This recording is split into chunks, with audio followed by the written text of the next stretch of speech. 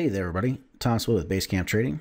It is Monday, May 15th, and we're going to take a look at gold and what happened today in gold and kind of the setup that ended up playing out here, where gold had what we call a false breakout and a reversal. And this happens all the time. I've talked about this previously in the Naked Trading series, but I just wanted to bring it up again just so I could show you another example of how this works. So what we were looking at is gold was climbing pretty good over the night session and going into the morning.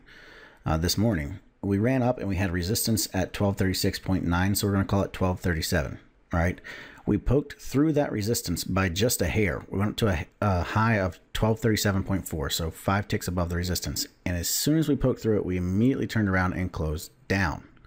All right, and we didn't just close down a little bit, we closed down pretty darn strong.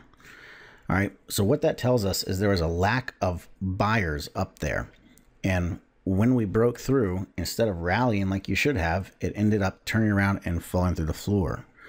Okay, now this leads to a bearish setup, and what you would have been looking at is, if you go back and look at a 30-minute chart here, you can see where we ended up forming a little bit of a base here at about 1232.7, and you would have timed your entry by selling on that break of 1232.7 support, and you would have caught this little bit of the move right here, the second half of that sell-off. So the point about this is keep an eye on how markets act when you're breaking through support or resistance, because remember, if it's going to be a good breakout, it should break and it should run. It should not turn around and pull back.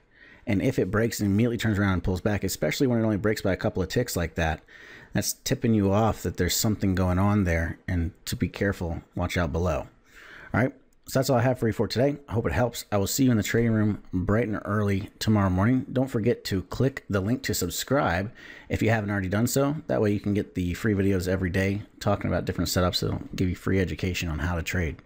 So that's it for today, and until next time, happy trading.